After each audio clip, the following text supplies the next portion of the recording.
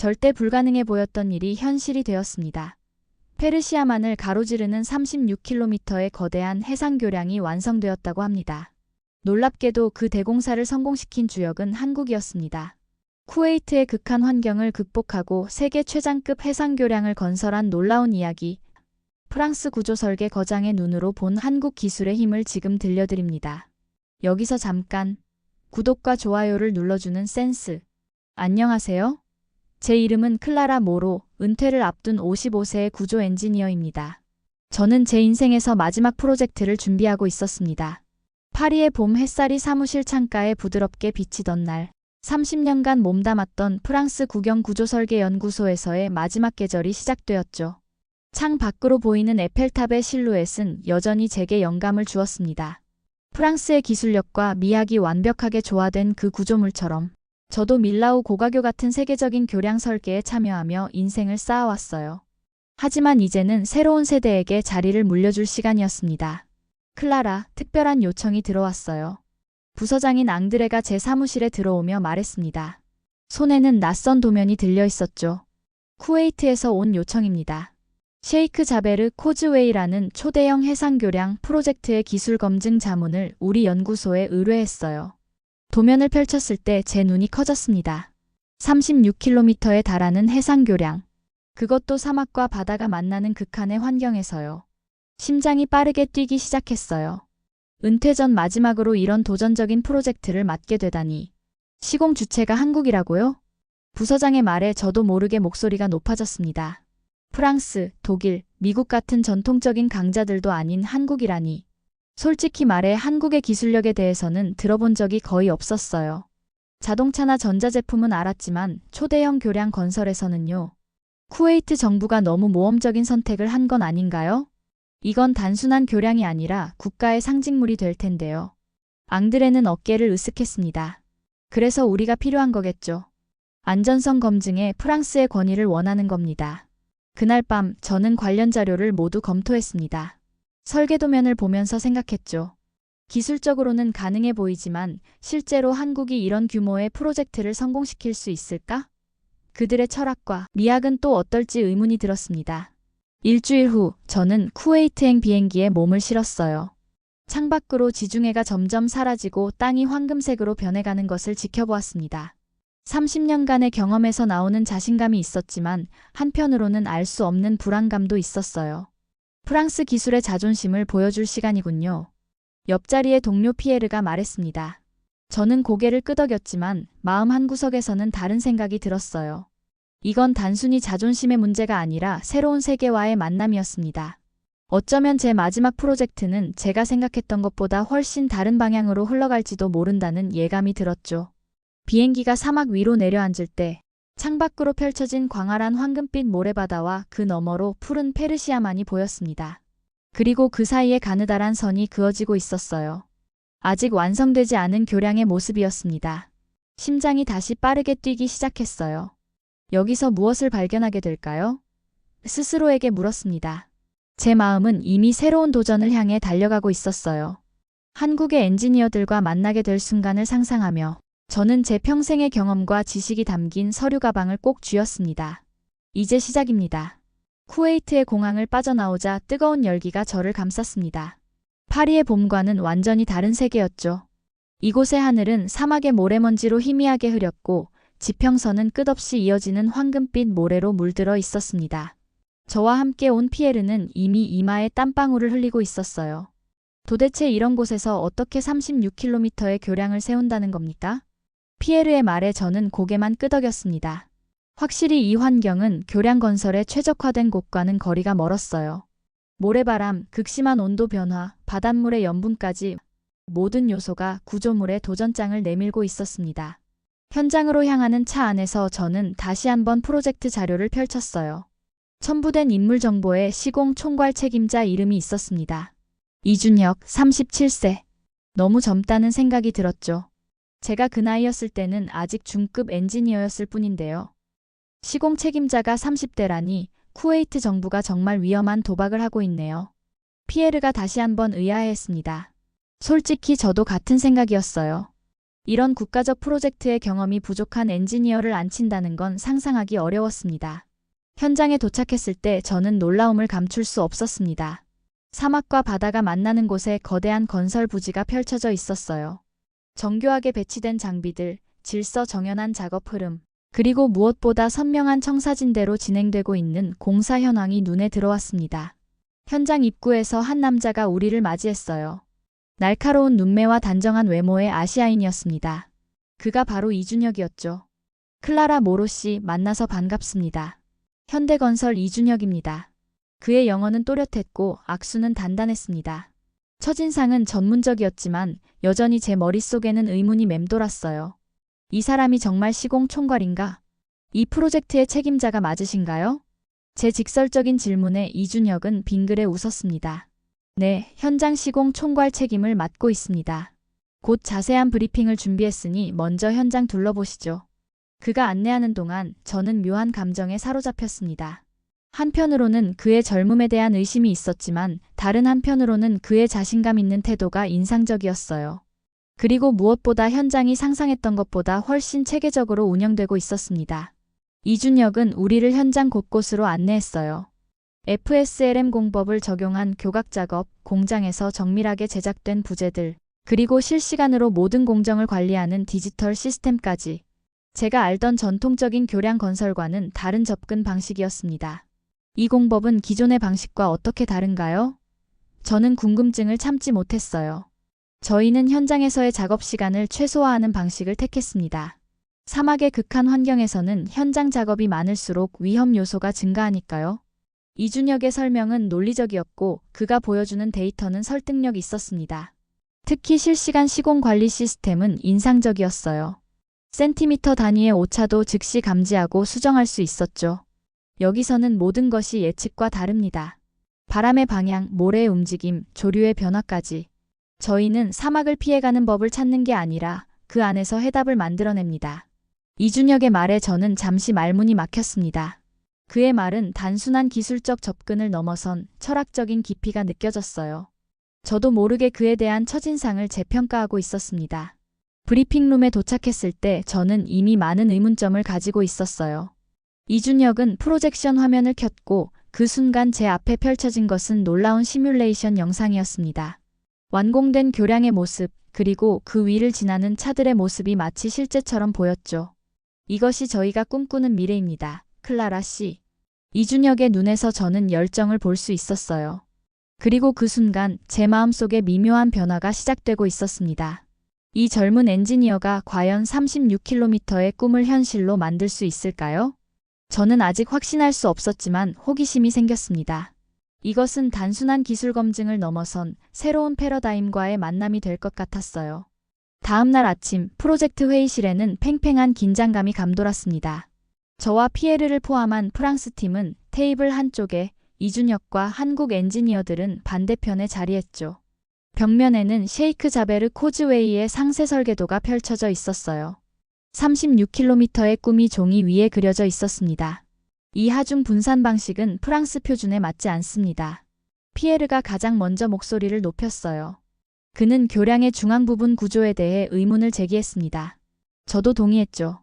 한국 팀이 제안한 방식은 전통적인 유럽 기준과는 상당히 달랐으니까요. 저희 계산에 따르면 이 설계는 50년 이상의 수명을 보장할 수 없습니다. 제가 추가 의견을 냈습니다. 회의실은 순간 조용해졌어요. 이준혁은 차분하게 자리에서 일어나 프로젝터를 켰습니다. 화면에는 복잡한 시뮬레이션 데이터가 나타났죠. 클라라 씨, 저희는 다른 접근법을 사용했습니다. 이 구조는 유럽 기준이 아닌 극한 환경에 최적화된 혼합 방식입니다. 이준혁의 설명은 논리적이었지만 제 마음속에는 의구심이 가시지 않았어요. 30년간 지켜온 제 기준에서 보면 한국팀의 방식은 너무 모험적으로 느껴졌습니다. 안전과 미학을 위해 검증된 방식이 있는데 왜 새로운 시도를 해야 하는 걸까요? 이 교량은 단순한 통로가 아니라 쿠웨이트의 상징물입니다. 구조적 안정성뿐만 아니라 미학적 완성도도 중요하죠. 제 말에 이준혁은 잠시 침묵했습니다. 그리고 조용히 다른 도면을 꺼냈어요. 저희도 미학을 고려했습니다. 하지만 다른 방식으로요. 그가 보여준 것은 교량의 측면도였습니다. 교량이 물 위에서 그리는 곡선은 마치 한 폭의 그림 같았어요. 기능적이면서도 우아했습니다. 그러나 제 눈에는 여전히 무언가 부족해 보였죠. 아름답긴 하지만 유럽 전통의 구조미학이 결여되어 있네요. 교량은 단순히 아름답기만 해서는 안 됩니다. 확고한 전통과 철학이 담겨야 해요. 이 말을 하는 순간 저는 이준혁의 표정이 미세하게 변하는 것을 느꼈습니다. 그의 눈에 순간적인 상처가 스쳐 지나갔어요. 하지만 그는 곧 전문가다운 표정을 되찾았죠. 저희는 아직 배우는 나라입니다. 하지만 그게 저희의 힘이기도 합니다. 이준혁의 말은 겸손했지만 그 안에는 자신감이 담겨 있었어요. 저는 그 말이 무슨 뜻인지 정확히 이해하지 못했습니다. 어떻게 배움이 힘이 될 수 있을까요? 제 경험에서는 완성된 지식과 전통이 힘이었는데요. 회의는 계속되었고 기술적 논쟁은 더욱 치열해졌습니다. 프랑스 팀은 전통적 설계 원칙을 고수했고 한국 팀은 혁신적인 대안을 제시했어요. 두 세계관의 충돌이었죠. 이 부분의 응력 계산을 다시 해보세요. 이대로라면 태풍이 오면 위험합니다. 제가 지적한 교량 중앙부 설계에 대해 이준혁은 놀라운 대답을 내놓았습니다. 저희는 이미 5가지 서로 다른 기상 조건에서 시뮬레이션을 완료했습니다. 결과를 보여드릴게요. 그가 제시한 데이터는 철저했어요. 저희가 염려한 모든 조건을 이미 테스트하고 대비책을 마련해둔 것이었습니다. 더 놀라운 것은 그들이 제시한 해결책이었어요. 전통적인 방식이 아닌 완전히 새로운 접근법이었죠. 이건 이론상으로는 가능할지 몰라도 현실에서 검증된 적 없는 방식입니다. 피에르가 의심스러운 눈으로 말했어요. 이준혁은 조용히 미소 지었습니다. 맞습니다. 그래서 저희가 여기서 검증하고 있는 것이죠. 회의가 끝난 후 저는 프로젝트 도면을 들고 숙소로 돌아왔습니다. 밤새 자료를 검토하며 생각했어요. 한국팀의 접근법은 분명 혁신적이었습니다. 하지만 그것이 옳다는 증명은 아직 없었죠. 제가 30년간 쌓아온 경험과 지식은 모두 다른 방향을 가리키고 있었어요. 창밖으로 보이는 공사 현장의 불빛을 바라보며 생각했습니다. 그들의 방식이 옳다면 내 지식의 기반은 무엇이 되는 걸까? 이준혁의 말이 머릿속에서 맴돌았어요. 저희는 아직 배우는 나라입니다. 하지만 그게 저희의 힘이기도 합니다. 어쩌면 그 말 속에 무언가 깊은 통찰이 있는 건 아닐까요? 저는 창가에 서서 오랫동안 생각에 잠겼습니다. 이 프로젝트는 단순한 기술 검증을 넘어 제 신념의 근간을 흔들고 있었어요. 그리고 그 흔들림은 불편하면서도 묘하게 흥미로웠습니다. 셰이크 자베르 코즈웨이 프로젝트 현장에서의 첫 주가 지나갔습니다. 매일 기술적 논쟁이 벌어졌지만 점차 한국팀의 설계에 대한 이해가 깊어지고 있었죠. 오늘은 가장 논쟁적인 부분, 주교량 설계 검토 날이었습니다. 이른 아침 현장 사무실에서 이준혁이 설계도를 펼쳐 보였습니다. 주교량은 돛단배 형상의 구조물이었어요. 물 위에 떠있는 돛처럼 우아한 곡선을 그리는 교량이 도면 위에서 살아 숨쉬는 것 같았습니다. 이 디자인은 쿠웨이트 왕실이 특별히 요청한 겁니다. 돛단배는 쿠웨이트의 전통적 상징이니까요. 이준혁의 설명을 들으며 저는 도면을 자세히 살펴봤습니다. 미학적으로는 아름다웠지만 구조적 관점에서는 의문이 많았죠. 아름답긴 하지만 이런 곡선 구조는 하중 분산에 비효율적입니다. 감성에 치우친 구조로 보이는군요. 제 직설적인 평가에도 이준혁은 침착하게 대응했습니다. 이제는 그의 이런 차분함이 익숙해졌어요. 클라라 씨, 이 곡선은 단순한 미학이 아닙니다. 실용적 목적도 있어요. 이준혁은 컴퓨터 화면을 켜고 복잡한 수치 시뮬레이션을 보여주었습니다. 그의 손가락이 화면 위를 움직이며 설명했어요. 이 곡률은 사막에서 불어오는 강한 바람의 저항을 최소화하도록 설계되었습니다. 또한 열팽창에 의한 변형을 자연스럽게 분산시키죠. 놀랍게도 그가 보여주는 데이터는 정확했습니다. 이 독특한 곡선은 단순한 아름다움을 넘어 기능적 효율성을 높이는 설계였어요. 제 전문 분야인 구조역학 관점에서도 흠잡을 데가 없었죠. 이 해석은 어떻게 진행하셨나요? 이준혁은 미소를 지으며 팀원들을 소개했습니다. 젊은 엔지니어들이 각자의 분석 과정을 설명했어요. 그들은 전통적인 유럽식 접근법이 아닌 완전히 새로운 알고리즘을 개발해 분석했다고 합니다. 저희는 구조와 미학을 분리하지 않습니다. 둘은 하나여야 한다고 생각하죠. 이준혁의 말에 저는 잠시 생각에 잠겼습니다. 유럽의 전통적인 교량 설계에서는 먼저 구조를 확립한 후 미학적 요소를 더하는 방식이었어요. 하지만 이들은 처음부터 둘을 통합적으로 생각하고 있었죠. 기술은 구조만이 아닙니다. 이 다리는 쿠웨이트의 꿈입니다. 이준혁의 말에서 저는 깊은 의미를 느꼈습니다. 교량이 단순한 건축물이 아니라 한 국가의 비전과 정체성을 담는 그릇이라는 생각이었죠. 이것은 제가 오랫동안 믿어온 가치와도 일맥상통했습니다. 오후에는 현장으로 나가 실제 공사 진행 상황을 확인했어요. 돛담배 모양의 주탑 기초가 이미 세워지고 있었습니다. 사막의 뜨거운 햇살 아래 수백 명의 작업자들이 정밀하게 움직이고 있었죠. 이 주탑은 어떻게 설치할 계획인가요? 공장에서 제작된 부재들을 현장에서 조립합니다. 일반적인 방식보다 현장 작업 시간을 60% 줄일 수 있어요. 이준혁의 설명을 들으며 공사 현장을 둘러봤습니다. 모든 것이 체계적으로 진행되고 있었어요.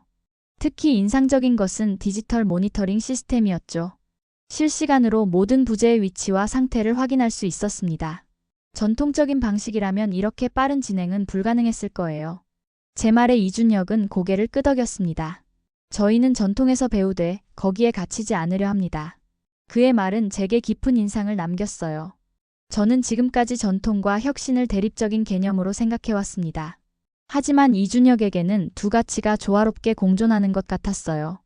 해가 지기 시작하자 사막의 하늘은 붉게 물들었습니다.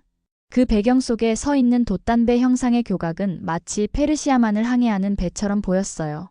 그 순간 저는 이 구조물의 진정한 아름다움을 느꼈습니다. 처음에는 이 설계가 너무 감성적이라고 생각했어요. 하지만 이제는 그 속에 담긴 공학적 논리를 이해하게 된 것 같습니다. 제 고백에 이준혁은 따뜻한 미소를 지었어요. 구조물은 단단해야 하지만 그 안에 영혼도 담겨야 합니다. 귀환하는 차 안에서 저는 창밖으로 보이는 공사 현장을 바라보며 생각에 잠겼습니다. 이 프로젝트는 제게 단순한 기술 검증을 넘어 새로운 시각을 열어주고 있었어요. 때로는 오랜 경험이 새로운 관점을 막는 장벽이 될 수도 있다는 깨달음이 찾아왔습니다. 저의 전문 지식과 한국팀의 혁신적 접근이 만나 무언가 특별한 것이 탄생하고 있었어요. 이것이야말로 진정한 협력의 힘이 아닐까 싶었습니다. 쿠웨이트에 온 지 한 달이 지났습니다. 점차 한국팀의 작업 방식에 익숙해지고 있었어요. 그러던 어느 날 제 숙소 창문을 두드리는 바람 소리가 평소보다 거세졌습니다. 기상경보가 울렸죠. 사막에서 초강력 모래 폭풍이 몰려오고 있었습니다. 현장 통제실로 급히 향했어요. 다른 나라 엔지니어들은 이미 철수를 시작하고 있었습니다. 안전 규정상 이런 기상 조건에서는 작업을 중단하는 것이 일반적이었죠. 통제실에 도착하니 한국팀 관계자들이 분주하게 움직이고 있었어요. 그러나 그들은 철수가 아닌 장비 보호와 공사 지속을 위한 준비를 하고 있었습니다. 이런 상황에서 작업을 계속할 생각인가요? 저의 질문에 현장 부책임자가 고개를 끄덕였습니다. 이준혁 팀장님의 지시입니다.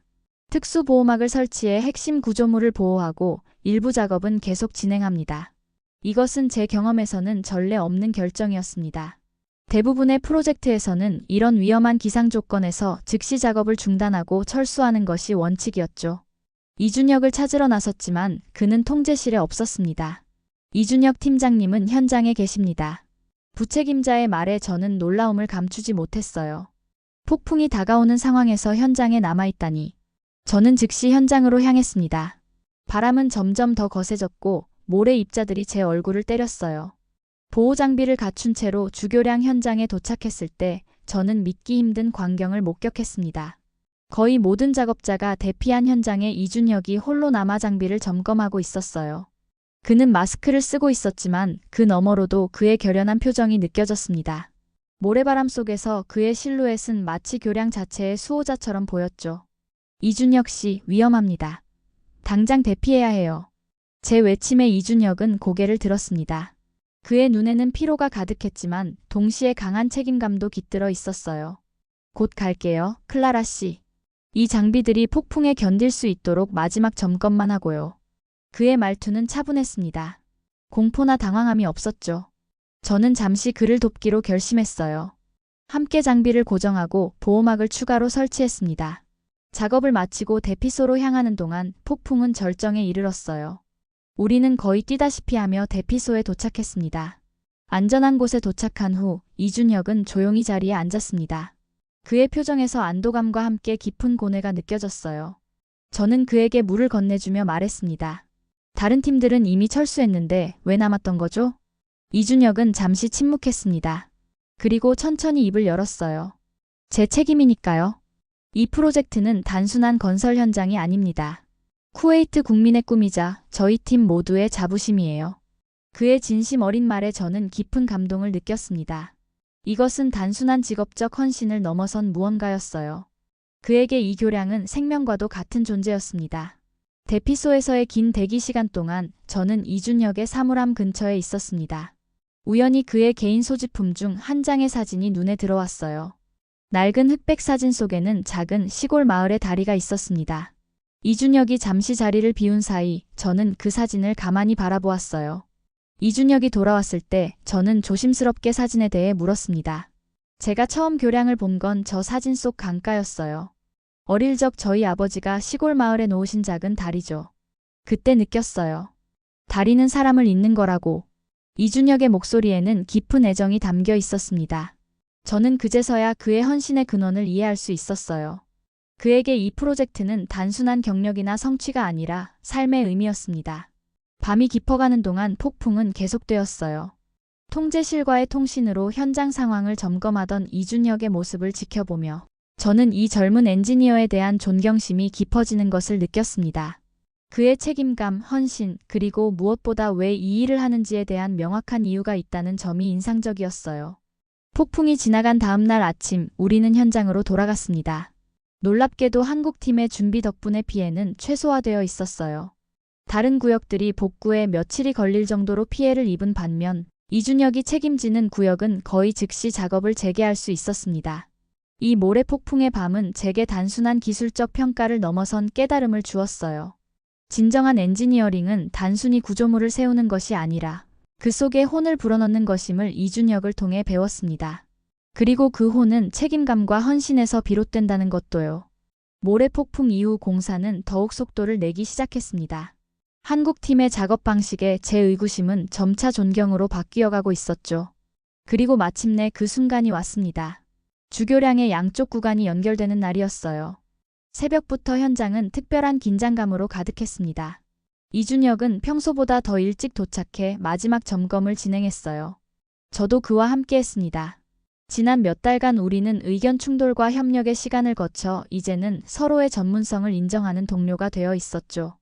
오늘은 역사적인 날입니다. 클라라 씨. 이준혁의 목소리에는 흥분과 긴장이 함께 묻어났습니다. 주교량 연결은 모든 교량 건설에서 가장 중요한 순간이었어요. 36km에 이르는 거대한 구조물의 양쪽이 정확히 맞아떨어져야 했습니다. 밀리미터 단위의 오차도 허용되지 않는 작업이었죠. 현장에 도착하니 이미 수백 명의 작업자와 엔지니어들이 모여 있었습니다. 쿠웨이트 정부 관계자들도 이 중요한 순간을 지켜보기 위해 자리했어요. 하늘은 맑았고 페르시아만의 푸른 물결 위로 아침 햇살이 반짝였습니다. 최첨단 크레인과 정밀 장비들이 양쪽 교각에서 마지막 연결 부재를 들어올렸어요. 이 순간을 위해 모든 준비가 완벽해야 했습니다. 온도 변화에 따른 금속의 팽창까지 계산된 정교한 작업이었죠. 이준혁은 통신장치로 양쪽 팀과 실시간 연락을 주고받으며 작업을 조율했습니다. 3, 2, 1, 연결 시작합니다. 순간 현장이 숨을 죽였습니다. 양쪽에서 다가오는 구조물이 천천히 그러나 확실하게 가까워지는 광경은 마치 우주 도킹을 보는 것 같았어요. 그리고 마침내 딸깍하는 소리와 함께 두 부분이 완벽하게 연결되었습니다. 연결 완료. 오차 범위 내입니다. 현장에서 환호성이 터져나왔습니다. 사람들은 서로를 축하하며 기쁨을 나눴어요. 저는 이준혁을 바라보았습니다. 그의 얼굴에는 안도와 자부심 그리고 깊은 감동이 함께 어려 있었어요. 축하합니다, 이준혁 씨. 정말 놀라운 성과예요. 제 진심 어린 축하에 이준혁은 고개를 끄덕였습니다. 그의 눈에는 기쁨의 눈물이 맺혀 있었어요. 이것은 단순한 기술적 성취를 넘어선 무언가였습니다. 사막과 바다를 가로지르는 36km의 꿈이 현실이 된 순간이었죠. 함께 교량 위로 올라갔습니다. 이제 막 연결된 중앙 부분 위에 선이 양쪽으로 끝없이 이어지는 교량의 실루엣이 눈앞에 펼쳐졌어요. 돛담배 형상의 주탑은 사막의 하늘을 배경으로 당당하게 서 있었습니다. 그 곡선은 제가 처음 생각했던 것보다 훨씬 우아하고 역동적이었어요. 이건 다리가 아닙니다. 하나의 선언이에요. 제 입에서 자연스럽게 나온 말이었습니다. 이 구조물은 단순한 교통로가 아니라 인간의 기술과 의지가 자연의 한계를 넘어설 수 있다는 선언이었어요. 그리고 그 선언을 이끈 것이 한국의 기술력이라는 사실이 더 놀라웠습니다. 교량 위에서 바라본 풍경은 압도적이었어요. 한쪽으로는 끝없는 사막이, 다른 쪽으로는 푸른 바다가 펼쳐져 있었습니다. 그 경계에 인간이 만든 36km의 선이 그어져 있었죠. 정확한 시공, 아름다운 곡선, 바다 위에 펼쳐진 돛단배의 실루엣이 만든 조화는 단순한 기술을 넘어선 예술이었습니다.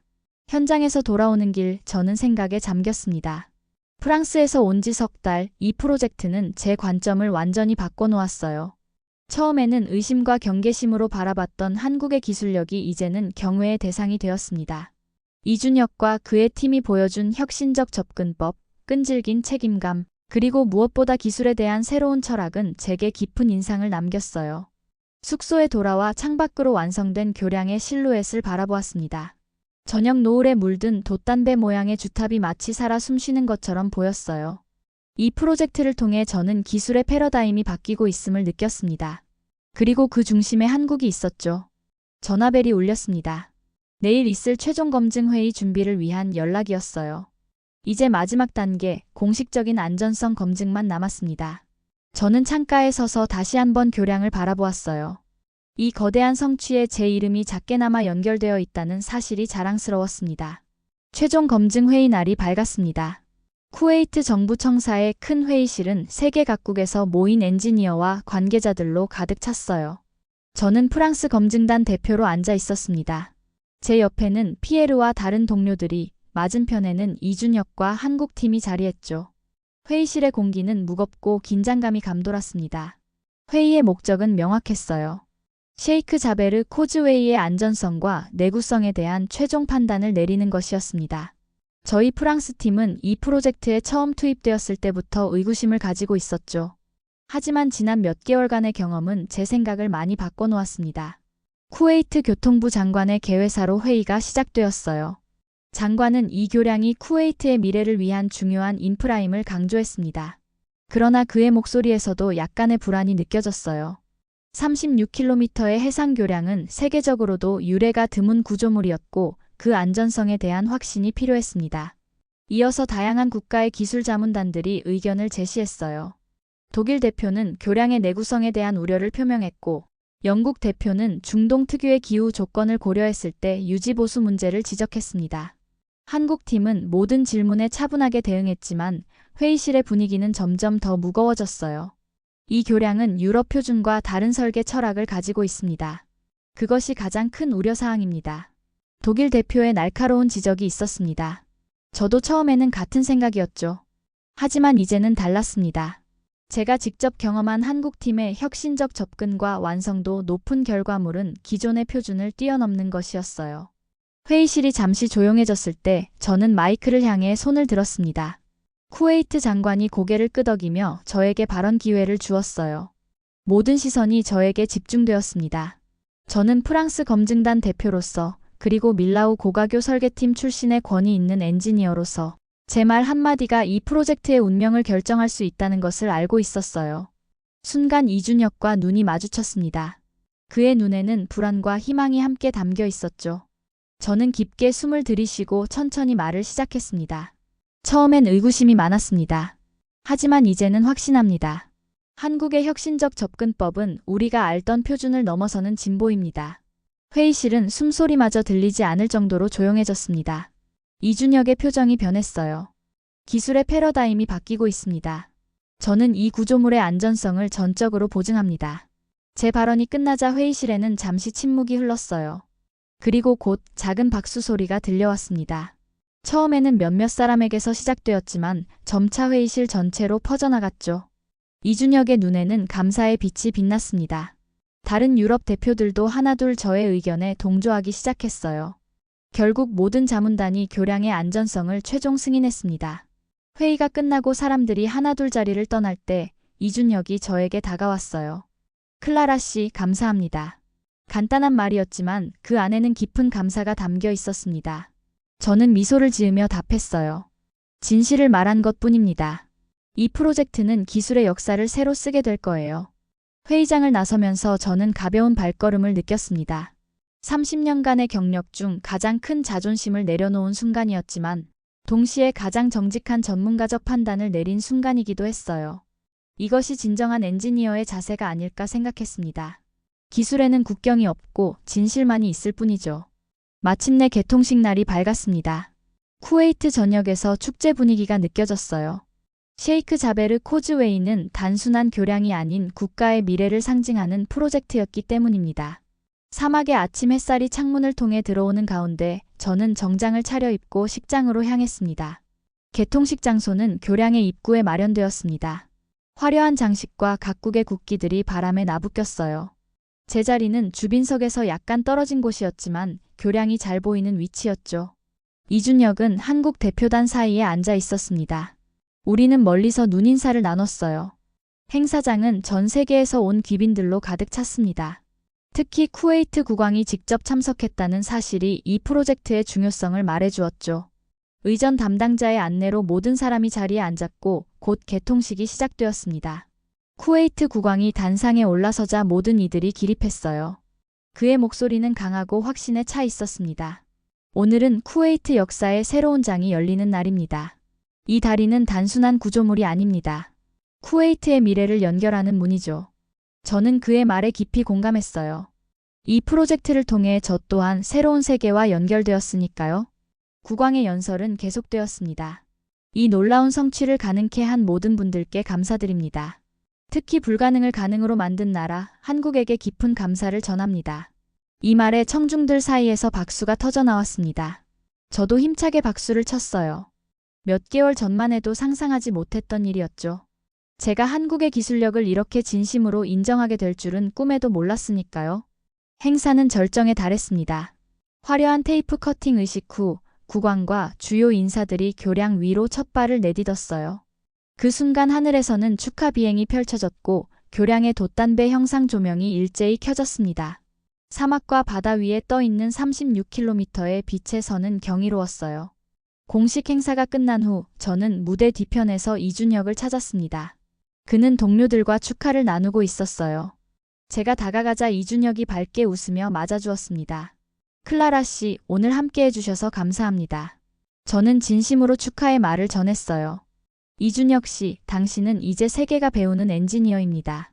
제 말에 이준혁은 겸손하게 고개를 저었습니다. 이건 제 다리가 아닙니다. 함께 만든 다리입니다. 클라라 씨의 도움 없었다면 불가능했을 거예요. 그의 말에는 진심이 담겨 있었습니다. 저는 이 젊은 엔지니어의 겸손함에 다시 한번 감동했어요. 함께 교량을 바라보며 우리는 잠시 말없이 서 있었습니다.